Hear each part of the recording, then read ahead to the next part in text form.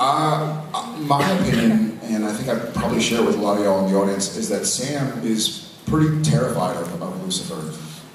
And he's very, I mean, Sam has let himself be possessed by Lucifer. Sam has been around Lucifer. He's denied Lucifer.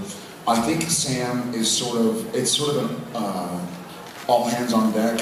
You know that phrase? He knows that the stakes are so high that we kind of have to do whatever it takes. And Sam, I don't think Sam turned Lucifer down mid-season because of Sam's strength, per se.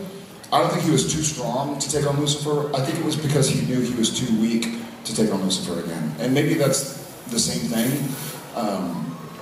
But I think it was from a place of, I know I can't say yes to you because I can't take it. Like, I know people who are like, dude, I don't want a piece of cake because if I have that piece of cake, I'm gonna have ice cream, and then I'm gonna have this, and then I'm gonna have a cookie, and then a donut, and so they just won't do it. And I think that's where Sam was. And so I think he understands Castiel's choice, and we see some stuff happen in the season finale that will kind of go into what Dee and Sam think about that decision. So I'm glad you asked the question. Yeah, thank you, and I like the moose. He has better hair than I do. Bigger horns. Hello, good morning. Hi, good morning. How are you? Wonderful, how are you? Great. My question is, in the episode Red Meat, Sam gets shot and a lot of things happen, and Dee takes pills to be able to make a deal with he tries to make a deal. With Billy. Yes. And I was wondering, if it was the other way around, if it was Dee who got shot, what do you think Sam would have done? Would there be any difference? Same thing. Yeah, exactly. I think he would have done the same thing.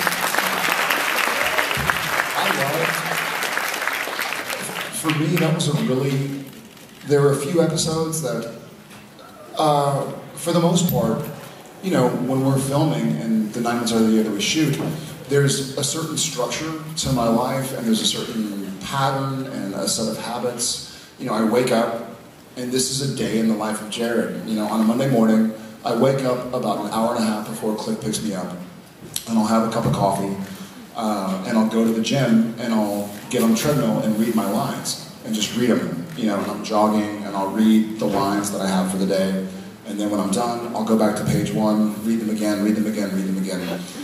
So I don't memorize necessarily, I just try and get it so much, like everybody, and maybe Supernatural is like this, or some episodes of Supernatural are like this for y'all, where you've seen something so many times that you can quote it, you know? And so for me, I mean it, right? So for me doing Supernatural is almost just like, I've seen it so many times I can quote it, and then I go to set. And so it feels like it swims around in my subconscious, in my mind, whatever. But there are always a few episodes every year that break the mold for me and my preparation and like what I try to do. And Red Meat was one of those this year, because I read it, and it's like, it was almost I was going to say a punch to the gut, I guess a shot to the gut. But it was almost like, oh my God, that's going to be so hard to film. Not like, oh, I'm going to have to work a lot of hours, but it was like, that's going to be like such a journey for Sam, like such a hard place to go. And some people, some actors, and there's no right way or wrong way, whatever works for you, but we'll just read something and play pretend. You know, like, hey, and that's fine. Some people are great at that, but for me, I can't do that, and so I have to try to put myself in that situation. I wish I could just play pretend and go home and be like, hey, you know, but I can't, and so I kind of I try to live through whatever Sam is living or dying through. So that was a difficult episode, but I think it turned out pretty well. Yeah, thank you. My drama teacher once told me, my high school drama teacher, he was this amazing guy, he was an amazing coach, but he always said, never ruin a hug. And just like a cool, for some reason it stuck with me, like it's just a nice way to tackle another human being without saying the words, like, hey, you're important to me, like, hey, we're sharing this space here and we're blips, and oh, thank you. Oh, got it. Look at that. Hello. Yeah, it's a nice time to share with somebody who you've never, maybe you've met, maybe you haven't, but just to say you're important. So, yeah, go Hogs. As much as y'all do, like we love these guys. They're a part of our lives. They're a massive part of our lives.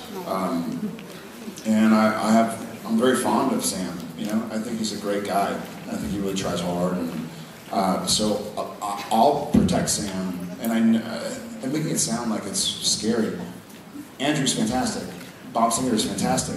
They'll be great. They will decide what the season's about, but I will always work to protect Sam, and Jensen will always work to protect him.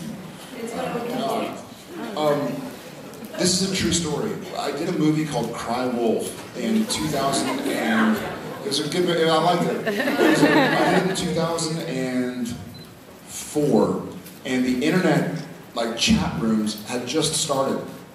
And when I did it, other than John Bon Jovi, I was kind of the most famous actor. I had a show, and a lot of the other actors on Cry Wolf were young. But one of the guys, Julian, who's a great guy, we were sharing a room for the movie. It was a low-budget movie, and we shared a room. And he was like, "Oh, dude, we should look online and like see what people are saying about you." And I had been on Gilmore Girls for 3 or 4 years. I had no idea. I had no idea you could go online. I didn't have an iPod. I didn't have a laptop. Like I just was a kid, like who was working. I wasn't a kid at the time, but I was probably oblivious to it on purpose. I didn't want to go, but all the actors were in the room, and they were like, "Yeah, let's look in." And so he went to, I think it was like WB.com or something, WarnerBrothers.com, and clicked on like Gilmore Girls chat blogs or chat rooms where people write different things, and most of it was really flattering. I was like, "Oh, Dean, blah, blah, blah, it should be Dean, not Jess," or some people would be like, "Oh, well, I like Jess," or whatever it was. And I was like, "Cool." And then one person, and I swear to God this happened, one person was like, "He shouldn't have cut his hair, he looks like a chick." And it hurt my feelings. It hurt my feelings. I was like, why would somebody say that about me? Like, not that there's anything wrong with chicks. I love chicks very, but it just like, I knew the person meant it as an insult, you know? And I was like, why is somebody insulting me? Like, I don't know this person. I don't know who this is. Like, why do they think they have the right to say something mean about me? I'm not saying anything. And it like got me thinking, and I was like, this is horrific. And I think from that point on, I kind of made a pact to myself to not even approach it. Almost like what I was talking about earlier. Like, I don't even want to read the good because I forget the good and I remember the bad. And so I try not to focus on, I try not to even let it in my life. They say in America we have a saying, garbage in, garbage out, you know, and people use it about diet. Like if you eat bad, then you're going to feel bad, you're going to gain weight or get high cholesterol or blood pressure or something.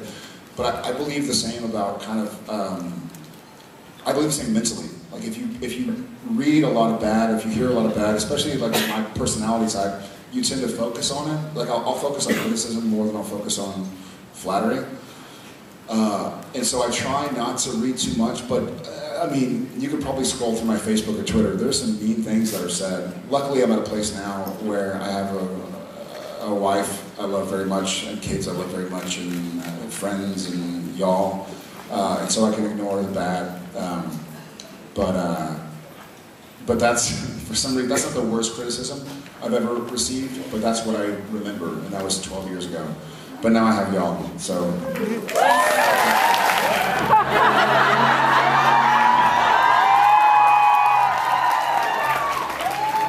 If I can get these on, you're all doing jumping jacks.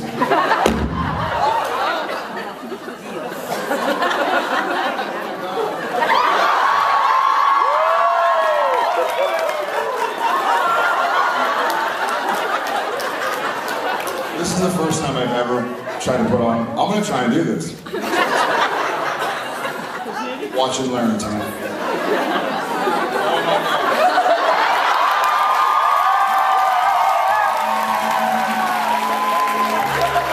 This is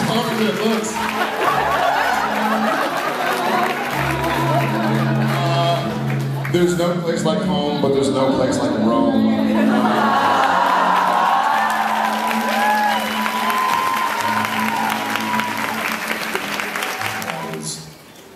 Doing this show and doing it for as long as I've done it has given me a false sense of security. The fact that if I do hear something go wrong in the night, I think I'll just waltz right in and take care of it. And that's probably not a good thing. Just the other night, we were getting ready for bed, and it was a big storm outside. And it had been storming for a few hours, and started hearing this the upstairs bedroom, and there's a balcony on the bedroom, and the door to the balcony started to shake and rattle. And it really sounded like somebody was trying to open the door. They were like kind of clawing at the door. And we just turned the lights out, and my eyes shot open. And I heard it, and I wasn't sure. I was like, well, maybe it was just the wind. And I closed my eyes, and then I heard it again. It was like this, it's like scratching on the door. I opened my eyes again. I was like, what the hell is that? And then it happened a third time, and Danielle just goes, she didn't even open her eyes. She's like, are you hearing that? I'm like, yeah, I'm hearing it. She's like, what is it? I'm like, I don't know. She's like, will you go figure it out? I'm like, hell yeah, I'm freaking Winchester. So I got up, I walked over, and you know, most people, I have like a curtain on the door, it's just a window door. Most people would kind of like, you know, do this number. I'm in just boxers and I just go like this. Thinking that whatever is on the other side is going to be scared of me.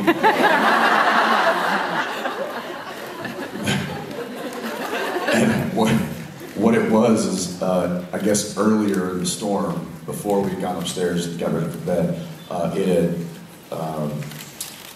it had blown a branch off of a tree, a big, giant tree branch, and it had fallen on the balcony, and the branches were scratching the door, basically.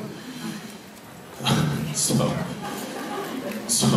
opened the door, wind, rain, and I'm like, it's like a Michael Jackson video.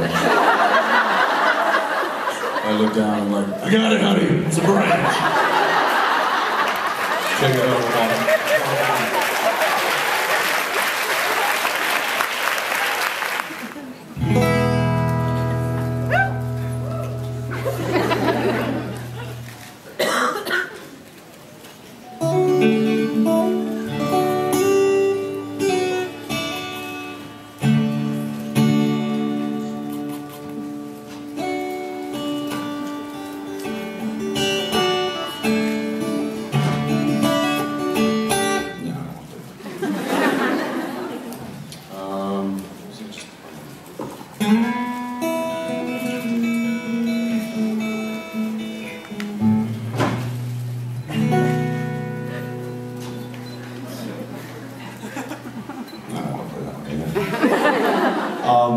What song would you like to hear?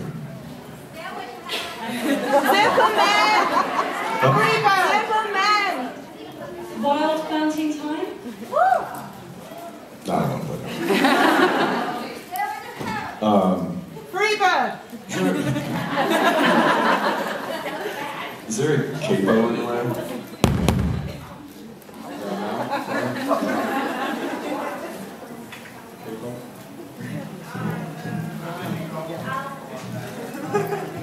Is there no silence?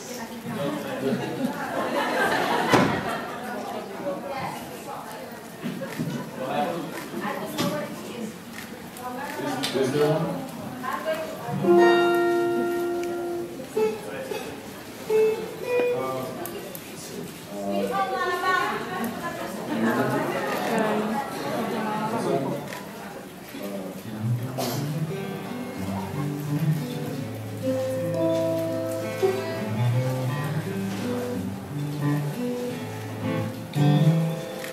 Mama told me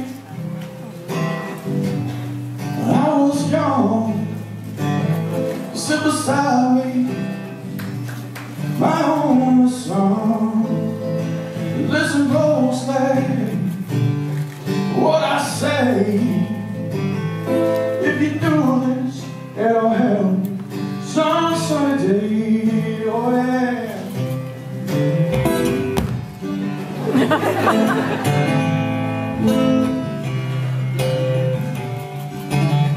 Just killing time.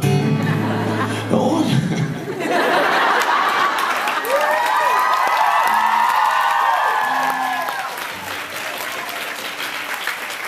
Something like that. Probably told you the story, I don't know. But he came up to Vancouver a couple of months ago and forced me into a sound booth and forced me to play a song for him. And it was Simple Man, but it was done up here, so it was...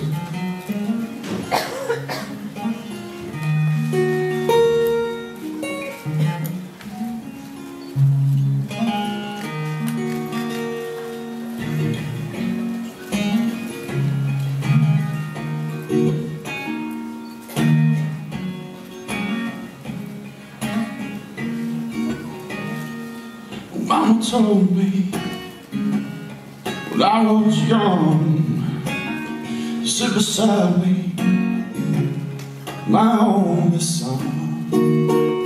Listen closely to what I say. If you do this, it'll help you some sunny day.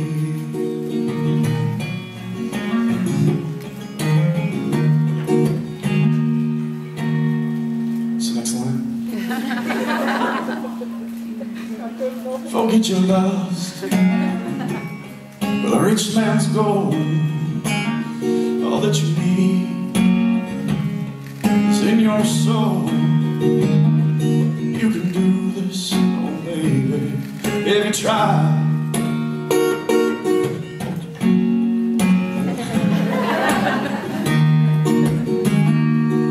And be a simple kind of man.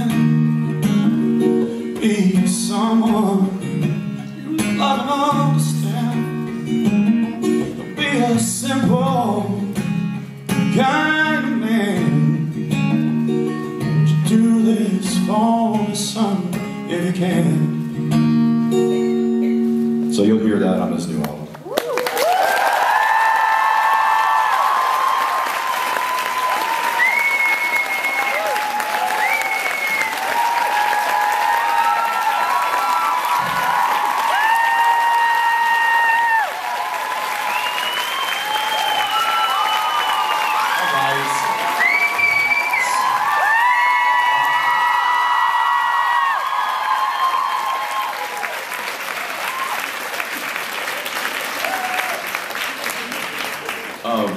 So the funny thing about that is,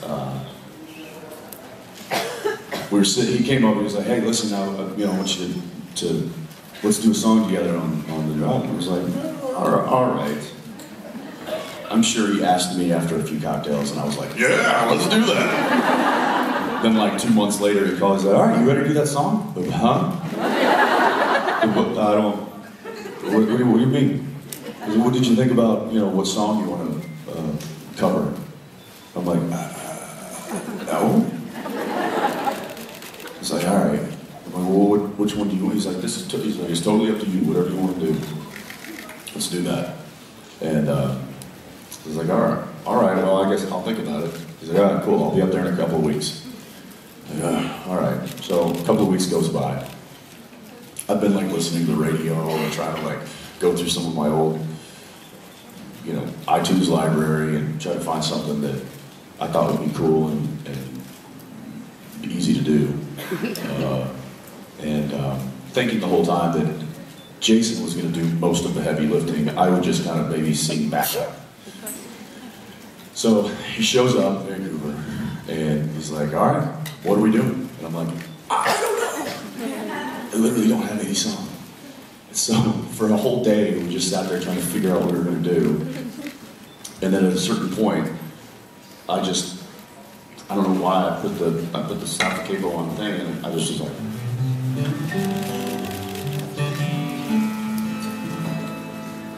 And he's like, what's that? I'm like, it's just a simple man.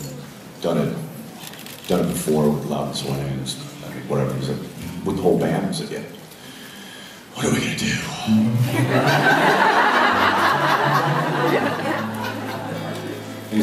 let me hear it. So I was like, Mama told me I was young. And he's like, that's it. Like, what do you mean? He's like, that right there, that's it. You and a guitar, sing that song the way you just did it. I was like, well, why didn't you just say so? We could have been done with this. So that's what we did. So anyway, I think it sounds cool. I haven't heard it. Jason hasn't. He's been probably auto-tuning the hell out of me. Hey, I don't pretend to be something I'm not, all right?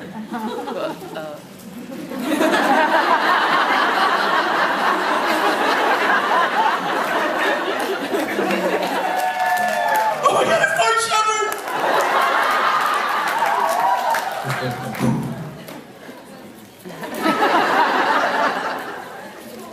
Has Mark told you about the way that I read his lines? So, I read all of my, when I'm reading a script, I read it all, always, for some reason, I'm always by myself, and I read it aloud. A lot of times I do that for me so I can think of different ways to do my lines. For some weird reason, when I'm reading the, just the stage direction, you know, like the boys enter into the police precinct and walk up to the counter. I always read that in an Australian accent for some reason. Don't know why. No, not gonna do it. But whenever I get to Crowley's lines,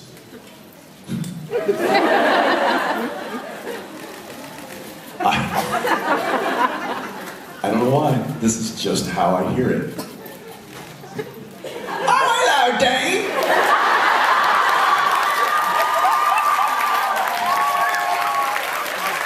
Top of the morning to ya!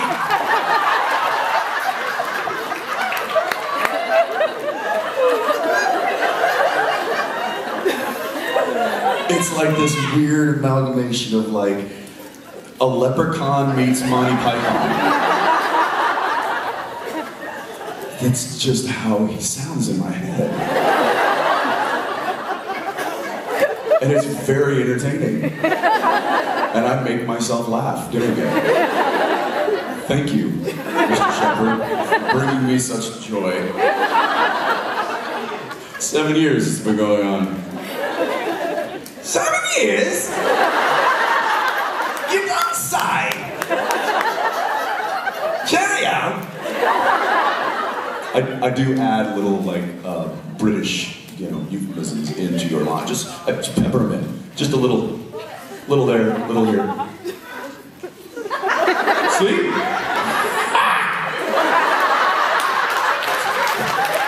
Frosted Lucky Charms, the magically delicious. Okay, I'll just snap. Alright, I gotta go. I don't know what I'm doing here. Just eating up your time right now. Hey, I was giving a concert a minute ago for some stupid reason. Yeah. Simple man. But like, just like I was doing in the green room a minute ago. Alright, well, love you all. I'll see you in a few. Thank you. I'm handing you over to Mr. Mark Shepard, ladies and gentlemen.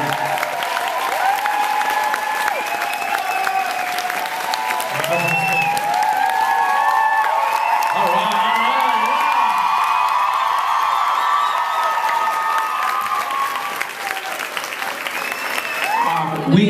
Well, there's a couple of quick stories that come to mind. One is Toronto. Is that? Should we talk about that? We just had. It was a harmless little. Well, the night started with Senior Ackles. I'll just interject this really quick little anecdote. Yeah. Which we're walking home from Toronto. We've had a long dinner that probably involved wine.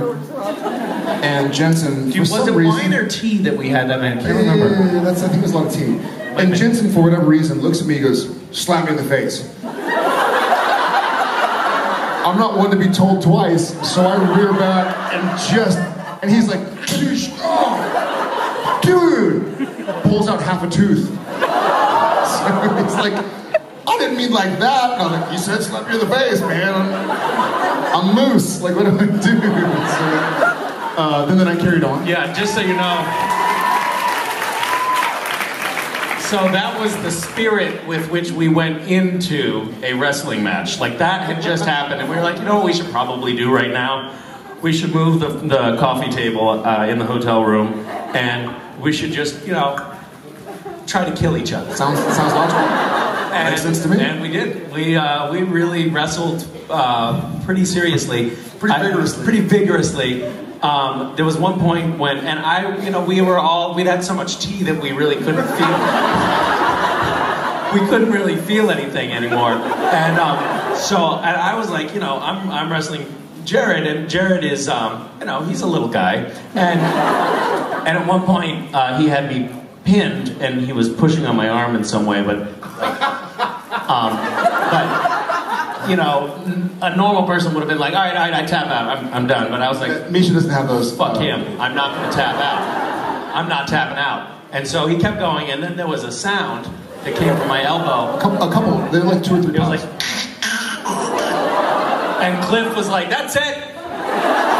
Cliff came from the sidelines and removed Jared because there was an audible sound from my elbow. It wasn't a big deal. Like 6 months later, it was almost back to normal.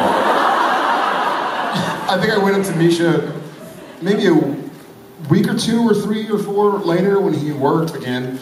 And I was like, dude, that was a wild night. I put up my hand to like give him a high five, and he was like, it doesn't go higher than this right now. And I was like, No, but you had like a I had bruised rib. And Jensen had like a big scab over his whole face from a rug burn. And a broken tooth.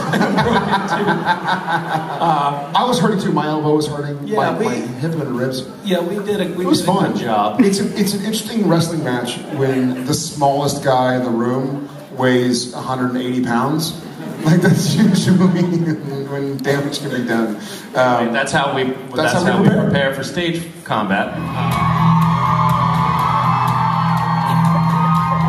Rock clothes. Shut up, music. It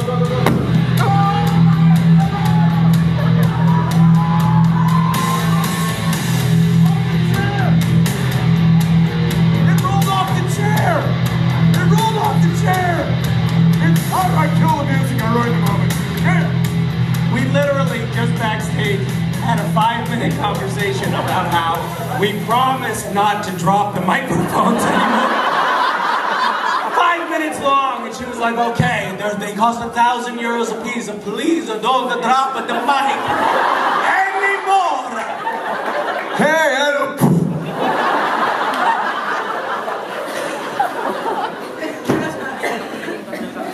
I'm so sorry.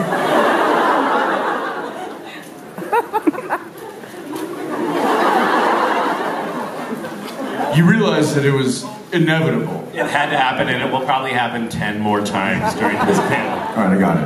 Okay, I'll just read over your shoulder. So, I'm going to read. I'll read the other parts. So that No.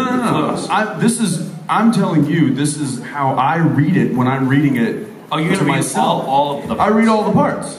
Oh, well, fuck, I'll go home. Do you want your apple juice? So, yeah.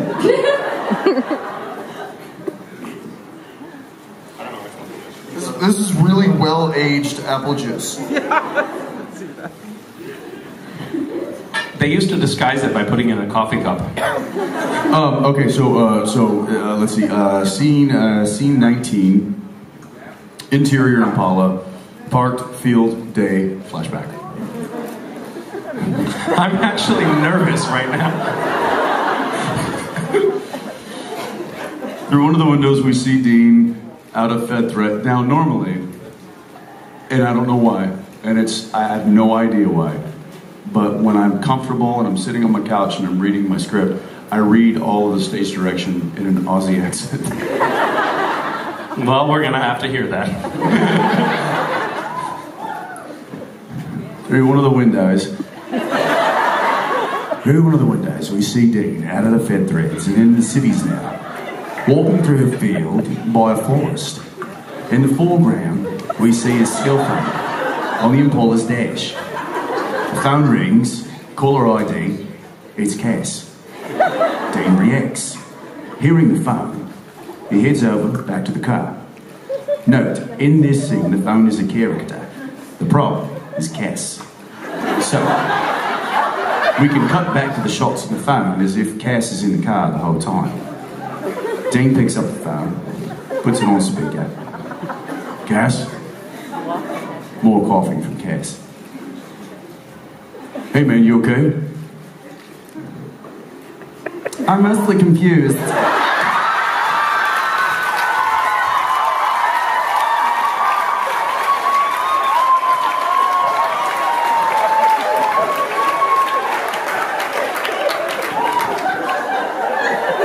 I'm not sure how the orange collates the black in a way that's new. Okay, step away from the Netflix. Sorry. It's okay. We've all had a binge. You find anything in the lore? There is a creature that feeds on hearts and blood. A werepire. You might want to say. Come on. No, you want to say it. In lore, it's referred to as the Whisperer.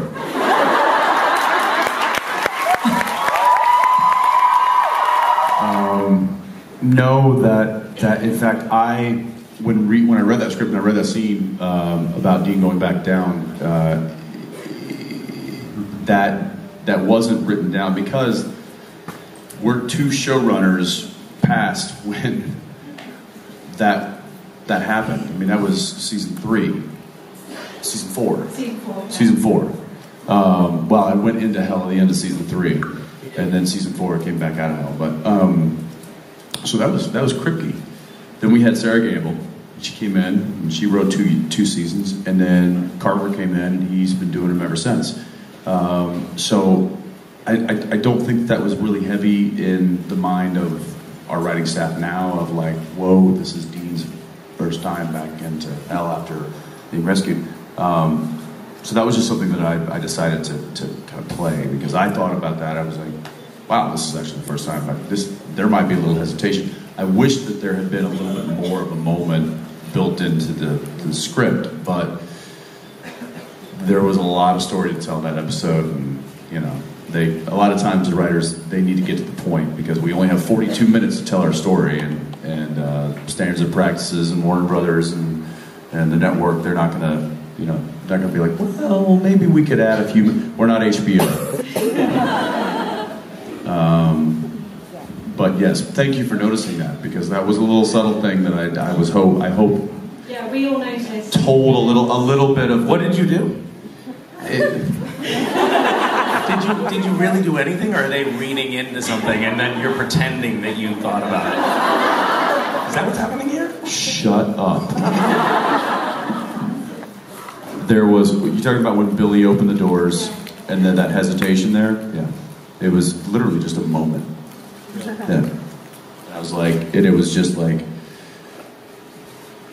little PTSD. A little PTSD setting in, and then and this is one of the characteristics of Dean that I love to play is that he can bottle those fears up, stash them away, and just go.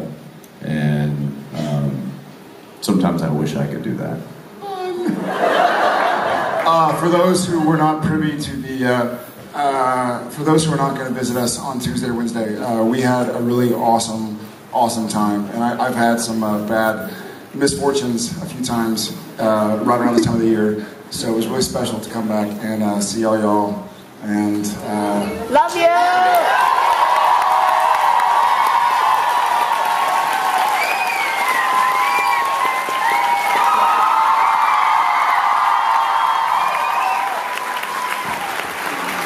Yeah, listen, everybody, there is no doubt that we love coming here. There's no doubt that we love you all. Thank you so much for bringing the energy and the love that you bring. She's a little nervous. You'll have to excuse her. She's also married, so back off. That's what I've been hearing. Yeah. That really applies to Rob.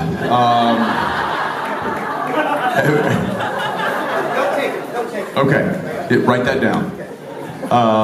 Everybody, from the bottom of our hearts, thank you so much for giving us a reason to come here and be with you and do what we do. We love you so much.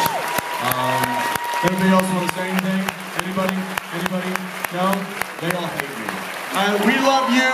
Thank you.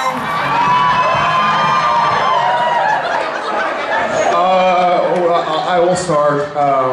You guys are amazing. For those who want to see.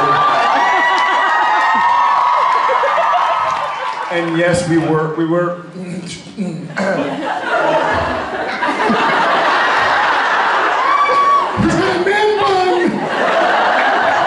For those who were not privy to the, for those who are not going to visit us on Tuesday or Wednesday, we had a really awesome time, and I've had some bad misfortunes a few times right around this time of the year, so it was really special to come back and see all y'all, and We love you!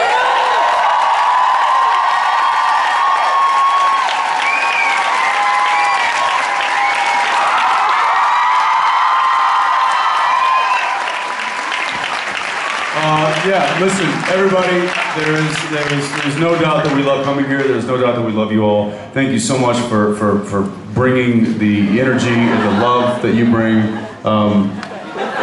She's a little nervous. You'll have to excuse her. She's also married, so back off. That's what I've been hearing. Yeah. That really applies to Rob.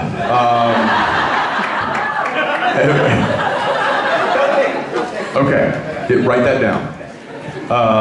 Everybody, from the bottom of our hearts, thank you so much for giving us a reason to come here and do what we do. We love you so much. Anybody else want to say anything? Anybody? Anybody? No? They all hate me. We love you. Thank you.